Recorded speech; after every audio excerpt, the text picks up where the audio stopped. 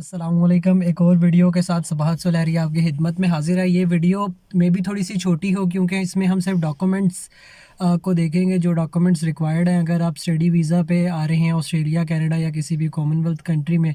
तो सबसे पहला जो डॉक्यूमेंट है वो आपका यकीनन एक आईडी कार्ड है। आईडी कार्ड अगर आप 18 प्लस हैं, यकीनन आप सब 18 प्लस ही होंगे जो अप्लाई कर रहे हैं स्टडी वीज़ा के लिए। आपका आईडी कार्ड और पासपोर्ट और आईडी कार्ड की दो चीज़ें जो आपने लाजमी देखनी है। एक तो जिस पुरानी वीडियो में मैंने मेंशन किया था, जो पिछली वीडियो थी, कि स्पेलिंग बिल्कुल सेम होने चाहिए थ्रू आउट द जितनी डिग्रीज़ हैं आपकी, जितने आपके कार्ड्स वगैरह हैं, सब में आपके स्पेलिंग जोन्स हैं ना वो बिल्कुल ठीक होने चाहिए। और इनकी एक्सपायरी डेट देखनी है। अगर तो ये एक्सपायर लेस दैन 6 मंथ्स हो रहे हैं तो आपके प्रेफर ये करें कि आप दोबारा से आईडी कार्ड या पासपोर्ट बनवा लें और फिर जो सा वीज़ा के लिए अप्लाई करें। तो तीसरे नंबर पे जो डॉक्यूमेंट आता है वो आपकी एफआरसी है। एफआरसी फैमिली रजिस्ट्रेशन सर्टिफिकेट होता है। ये आपको नादरा से विदिन 5 मिनट जनरेट कर देते हैं वो, ये आपको मिल जाएगा। इसके बाद आपका बर्थ सर्टिफिकेट आ गया। बर्थ सर्टिफिकेट की कोशिश करनी है कि अगर तो आप ऑस्ट्रेलिया के लिए अप्लाई कर रहे हैं, कनाडा के लिए अप्लाई कर रहे हैं या इंग्लिश स्पीकिंग कंट्रीज़ के लिए अप्लाई कर रहे हैं इन शॉर्ट, तो वो इंग्लिश लैंग्वेज में ही हो। मेरा था जो बर्थ सर्टिफिकेट वो उर्दू में था क्योंकि वो बहुत पुराना था, तो मैंने दोबारा अप्लाई किया और मुझे इंग्लिश में मिल गया। इसके बाद आपकी डिग्रीज़ जितनी है, मैट्रिक की डिग्री, एफएससी की डिग्री, और अगर बैचलर्स की हुई है, मास्टर्स के लिए आ रहे हैं तो बैचलर्स की डिग्री। अदरवाइज़ अगर बैचलर्स के लिए आ रहे हैं तो सिर्फ मैट्रिक और एफएससी की डिग्रीज़। इन डिग्रीज़ को आपने अटेस्ट करवाना है। कहाँ से अटेस्ट करवाएंगे? मैट्रिक और एफएससी की जो है वो आईबीसीसी से करवाएंगे और फॉरेन ऑफिस से।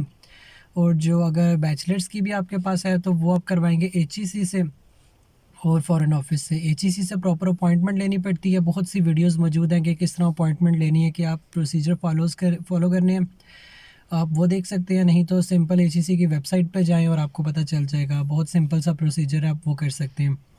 और इसके अलावा अगर तो आपने बैचलर्स इन इंजीनियरिंग की हुई हो तो यकीनन आपके पास एक पीईसी नंबर होगा, वो भी आपके पास मस्ट होना चाहिए।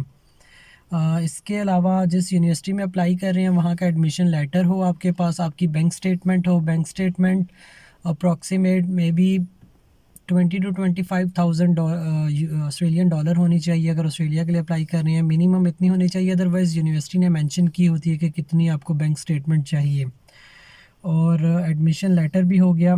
इसके अलावा आपकी मेडिकल इंश्योरेंस होना ज़रूरी है स्टूडेंट के लिए, तो वो अगर 2 साल के प्रोग्राम में आ रहे हैं तो 2 साल की इकट्ठी ले लें। बहुत भी करें तो मेरे ख्याल से 1500-1600 डॉलर की जो है ना 2 साल की मिल जाएगी आपको। और उसके अलावा जो मेन चीज़ है, जिस सबसे जो मुश्किल आप कह सकते हैं स्टूडेंट्स के लिए, वो होता है आइल्ट्स या पीटीई देना। आइल्ट्स अगर बैचलर्स के लिए हैं तो कोई भी किसी भी सिंगल मॉड्यूल में 5.5 से कम ना हो। ईच 5.5 मिनिमम रिक्वायर्ड है, बट सेफ साइड पर रहने के लिए आप 6 ले लें। मास्टर्स के लिए बाज़ यूनिवर्सिटी 6.5 भी लेती हैं। मेरे ख्याल से बैचलर्स अगर आप कोर्स वर्क में कर रहे हैं, तो अगर रिसर्च वर्क में है तो 7 ईच होना मस्ट है। पीटीई कर सकते हैं, वो ज़्यादा इजी होता है। आइल्ट्स और पीटीई दोनों दो तरह के होते हैं, एकेडमिक और जर्नल, तो आपने यकीनन एकेडमिक देना है। इसके अलावा ये बाकी 3 चीज़ें ये ऑप्शनल हैं, अगर ये हों तो अच्छा है, ना हो तो डजेंट मैटर। एक टीएनटी नंबर होता है, टैक्स फाइल नंबर, टीएफएन इधर कहते हैं, पाकिस्तान में आई गेस टीएनटी कहते हैं। उसका फ़ायदा ये होता है क्योंकि मेन आपको स्टेटमेंट ऑफ पर्पस लाजमी यूनिवर्सिटी को देनी होती है, जो जिसमें आप ये बताते हैं कि मैंने 2 साल की स्टडी करनी है, 3 साल की स्टडी करनी है, उसके बाद मैं वापस अपनी कंट्री आऊँगा। तो टीएनटी नंबर क्या होता है? वो आपका टैक्स नंबर होता है, जो पाकिस्तान में या किसी भी कंट्री में आप टैक्स दे रहे हैं, अब वो भी साथ लगा देते हैं कि यार मैं इस कंट्री में टैक्स दे रहा हूँ, तो उनको यही होता है कि ये आफ्टर फिनिशिंग एजुकेशन ये वापस अपनी कंट्री में जाएगा। ये ऑप्शनल है, ज़रूरी नहीं है, बट ज़्यादातर जब विज़िट वीज़ा के लिए अप्लाई कर रहे होते हैं तो ये रिक्वायर्ड होता है। इसके अलावा एयर टिकट ये भी ऑप्शनल है, आप एयर टिकट लगा सकते हैं, वैसे रिज़र्व करवा लें टिकट्स, उसके पैसे नहीं लगते, तो वो साथ मेंशन कर दें। और तीसरा आपकी हॉस्टल की बुकिंग, वो भी रिक्वायर्ड नहीं है, ऑप्शनल है, वो भी आप कर सकते हैं। तो ये मेन डॉक्यूमेंट्स थे।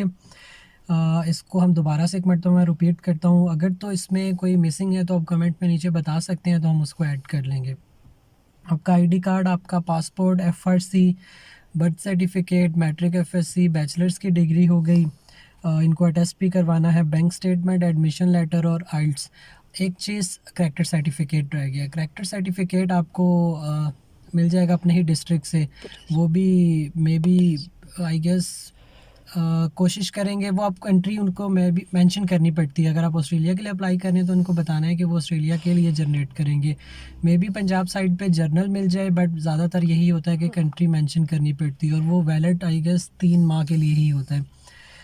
और ये सारे डॉक्यूमेंट्स थे, और जो ऑप्शनल हैं उसमें आ गई आपकी एयर टिकट आ गई, TNT नंबर आ गया, और हॉस्टल की बुकिंग आ गई। नेक्स्ट वीडियो में कोशिश करूँगा कि हमारे घर में ही एक मेरे दोस्त हैं जिनकी माशाल्लाह से अभी रिसेंटली स्कॉलरशिप लगी है रिसर्च की, मास्टर्स की, इधर ऑस्ट्रेलिया में। मैं कोशिश करूँगा, उनसे रिक्वेस्ट करूँगा कि वो अगर आना चाहें और वो स्टेप बाय स्टेप बता सकें कि उन्होंने क्या प्रोसीजर फ़ॉलो किया, किस तरह प्रोफेसर्स को मेल की, उनकी डोमेन क्या थी, उन्होंने SOPs क्या लिखे, रिसर्च प्रपोज़ल लिखा था कि नहीं लिखा था। अगर वो हेल्प कर सकें तो मैं यकीनन उनसे रिक्वेस्ट करूँगा, और मोस्ट प्रोबेबली नेक्स्ट वीडियो में मैं उनको अपने साथ लेकर आऊँगा। तो तब तक के लिए अल्लाह हाफ़िज़। अगर कोई भी क्वेश्चन है तो आप यकीनन कमेंट में मुझे बता सकते हैं। Thank you so much. सुबहात सुलहरिया को इजाज़त दें। Thank you.